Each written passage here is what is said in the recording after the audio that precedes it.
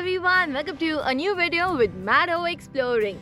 We are exploring our 27th National Park, the Joshua Tree National Park. In this video, we'll tell you the best way to explore the Joshua Tree National Park in about 2 or 3 days. We also share a good accommodation recommendation. So without any further ado, let's get started.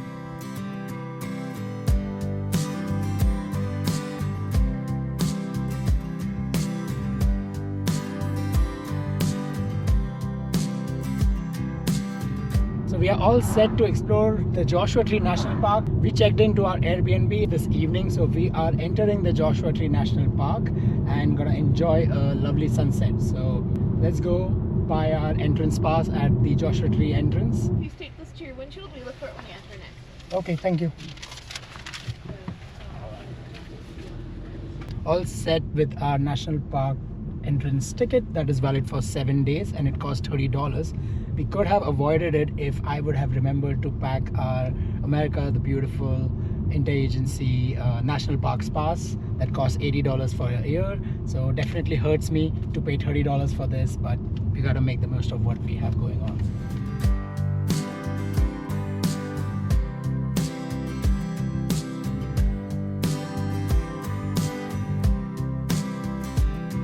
So we are warming up our legs for amazing hikes to come in the next couple of days by walking on this short trail that's called Crescento Trail. It's only 0.5 miles and it comes within a few minutes of driving right into the national park from the Joshua Tree entrance. As soon as we got on the trail, we see beautiful Joshua trees around us. Super excited to see more of it.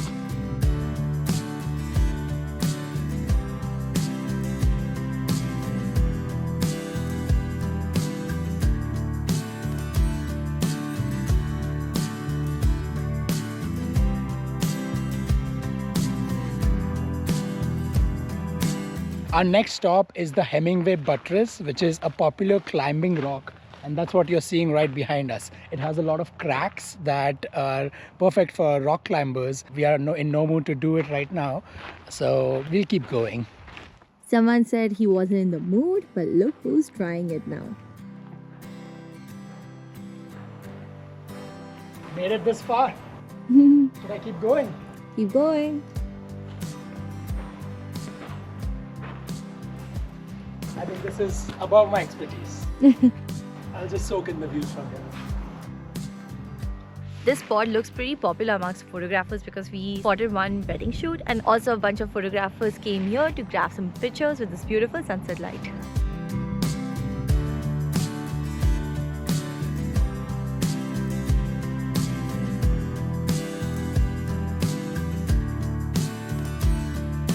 We are now at Keys View, the most popular sunset spot here in the national park.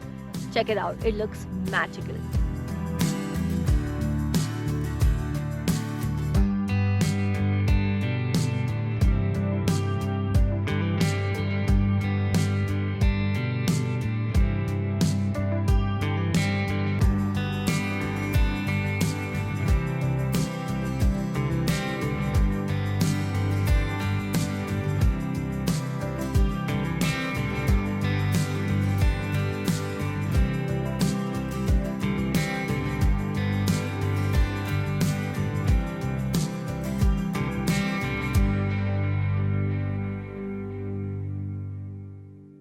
Good morning from day 2 in Joshua Tree National Park. Last night we got back to our Airbnb, cooked wholesome pasta for ourselves and called it a night. This morning we came straight down to the 29 Palms Center where you can get your stamps and also information.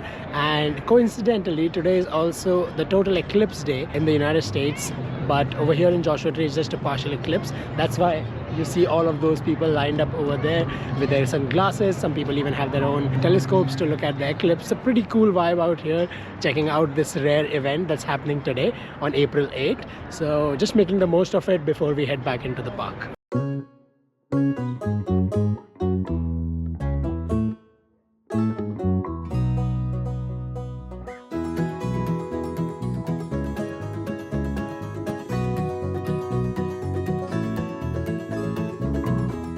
So right before you enter the park from the north entrance, you can stop at the Oasis of Mara. This is the same spot where there was the old visitor center, which has now moved to the one that we were before on Freedom Way. But definitely stop here because this Oasis of Mara is a worthwhile spot to check out. The Oasis of Mara was known back in the day for the water that used to come above the ground over here. So the early settlers would come here seeking water. Interesting story is about 29 palms. It got its name from a legend where a medicine man back in the day told the Saurian tribe or the Saurian people to plant a palm tree whenever the family gives birth to a male baby. So that year they had 29 male babies, and so they planted 29 palm trees, hence the name 29 palms. Thank you.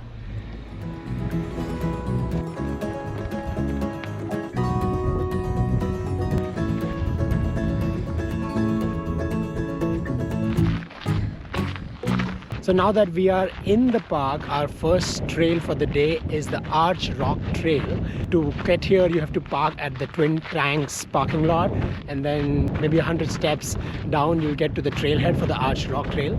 This trail is 1.4 miles out and back and leads to a really cool arch. That's what we are going to check out. So let's see how that is. Yeah.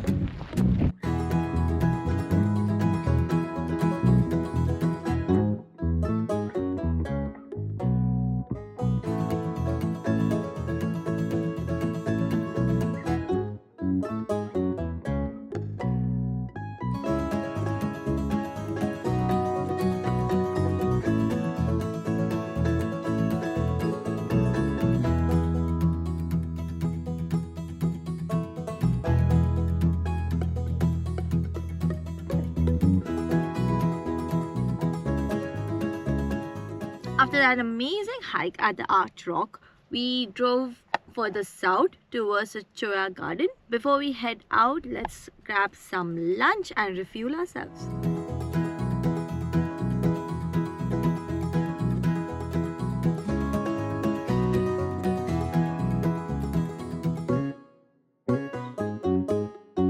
The Choya Cactus Garden is exactly what it says by its name. It is a garden full of these cacti. You'll see these cacti filled with white thorns, and it looks like a fur. That's why it's also called the teddy bear cactus.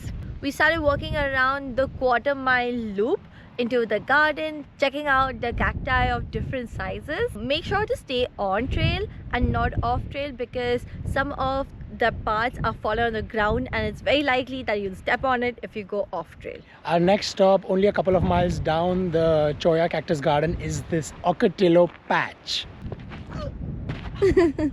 In case you're wondering, this is not a desert plant. It's actually a woody deciduous plant. So pretty unique to find this in a desert environment like this.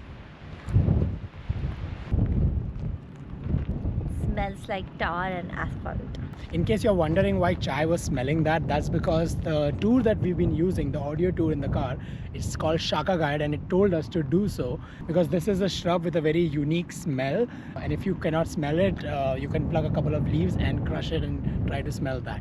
This guide that we've been using, Shaka Guide, we use it pretty much any other national park we go to wherever they offer their tours. So we highly recommend you try it out. We'll leave the link in the description. So from here on, you could go further south to the Cottonwood Visitor Center if you'd like to get a stamp or if you are staying down there. But otherwise, in terms of exploring, there's just vastness that's available to you because this is exactly the point where the two deserts meet, the Mojave Desert and the Colorado Desert. So it's pretty unique that Joshua Tree has both of them. So if you like that kind of vastness, you can go down. We are heading back up because we want to spend more time with the Joshua trees and check out some more boulders that are in the northern section of the park. So that's where we are headed.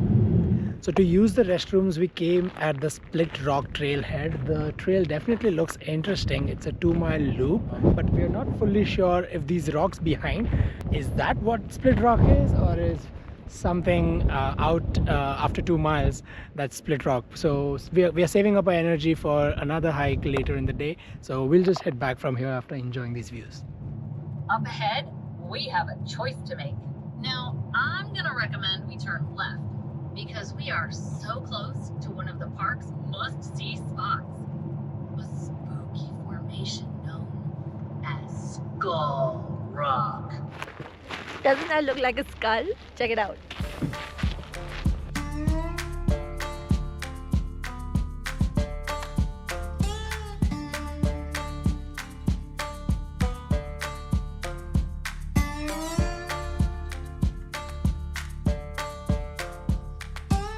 In this area, if you're interested to check out more rock formations, you can take the trail up to the Face Rock. There's also a discovery trail, which is interestingly designed by a few school kids. So if you have more time, you can do that. Skull Rock is the biggest highlight, so we checked that out and we are gonna keep going north.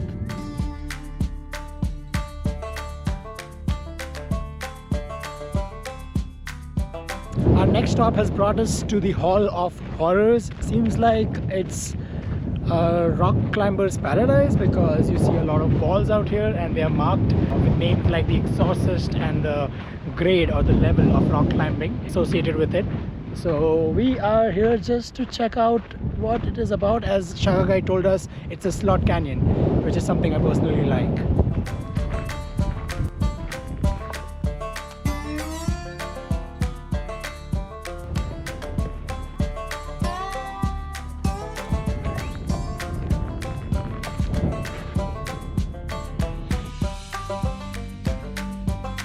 He died.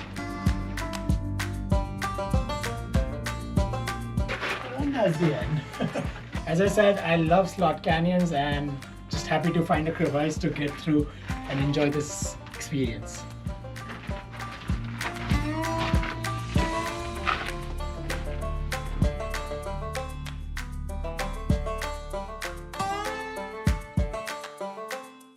Our next trail, which possibly might be the last trail of the day, is the Barker Dam Nature Trail. For this, we had to drive a road that takes you all the way to the trailhead. It's off the main road. This trail is apparently just 1 mile loop and takes you to the Barker Dam. So looking forward to seeing some water in the desert. I actually really like this trail because it's totally flat, just 50 feet of elevation gain as per the board at the front. It goes through these rocks and has informative displays, so you can read up on the different kinds of shrubbery or different kinds of rocks that you're seeing around you. So highly recommend if you're looking for an easy trail. Definitely checks the boxes if you have kids or just like to go take it easy.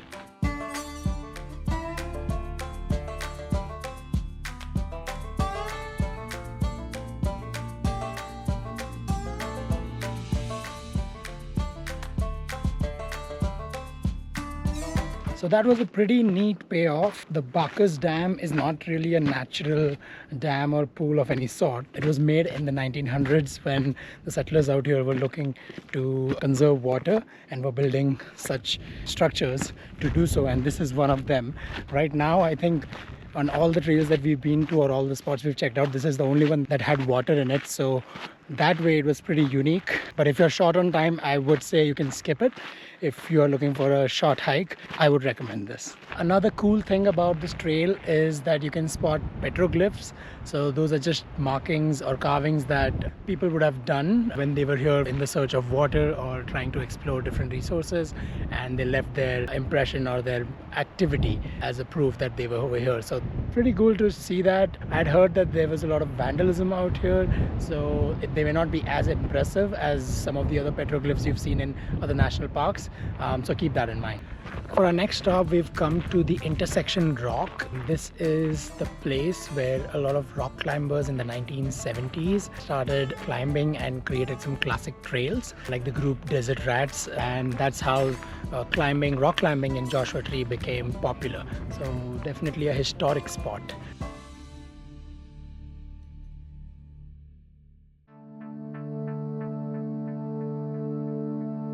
You might think Joshua Tree in the daytime is all that is to explore out here, but let me tell you, stargazing in this park is actually quite popular. So that's what we are doing.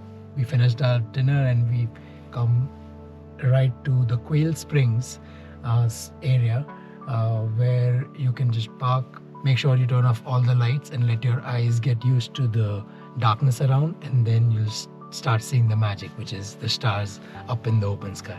We just picked Quail Springs because that's the very first spot if you're coming from the town of Joshua Tree. But there are a number of other spots throughout the park where stargazing is allowed, such as the Hidden Valley campground and the Ryan Mountain parking lot. So there's a lot of spots. You can check that on the website of NPS. You can even just pull over and stop wherever you want. However, I would recommend come to a parking lot as you'll have other people around you as well. So it definitely feels a little more safer.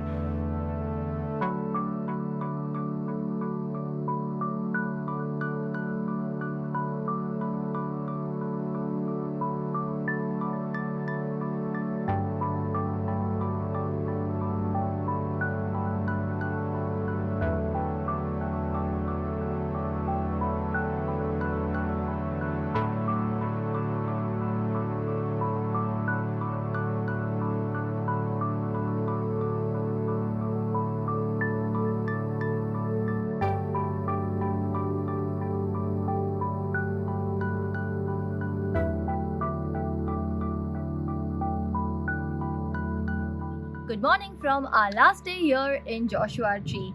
We are checking out from our beautiful Airbnb, so we thought about letting you know about this Airbnb that we stayed in. This one's called the Casa Domain. We'll leave the link in the description below. It's a really cool property. Definitely gives that Joshua Tree National Park stays vibes. You can see behind us, we enjoyed this pool. It looks like a pool, but it's actually a hot tub and it's totally cool. There's lounging areas, there's a fire pit, there's a grill out here. So the backyard is really the highlight of this property. Inside, it can accommodate 4 guests. It has 2 bedrooms, 1 bathroom. So pretty neat and cozy, right? Yeah, super cozy, and I just love that the kitchen was fully stocked because we totally saved a lot on our meals by just cooking them in that kitchen and being ready for the day and saving all that time. So we highly recommend you check this property out. As she said, the link is in the description.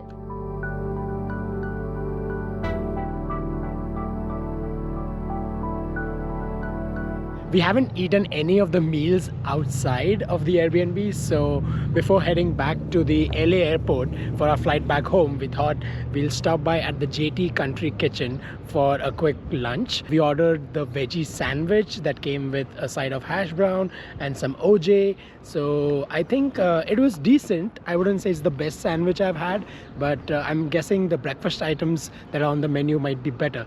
There are a few other places around as well, like the Crossroads Cafe, and there's a few good restaurants in 29 Palms or on the other side in the Yucca Valley. And then just across the street is the Joshua Tree Visitor Center. We are heading there now to get our stamp, and that'll be the end of this video as we're heading back to LA right after this. So here are a couple of quick tips before we wrap up this video. I think you can do the Joshua Tree National Park in just one day. If you start early in the morning and then end it with the sunset or even stargazing, that's great. So if you want to make it a relaxing getaway, I would say you should definitely do 2 nights. Come one day before, check in, just like how we did, enjoy a sunset view, explore the national park on the next day, and then check out on the 3rd day. However, if you'd like to make it quick and you're doing it as part of a road trip, a bigger road trip including Death Valley or any other national parks around, what you can do is just have a pit stop over here for 1 night. That means you still get 2 days to explore all of what we showed you in this video. And with that, we've come to the end of this video. Hope you enjoyed this video and hope you add Joshua Tree to your national park bucket list. See you in the next one.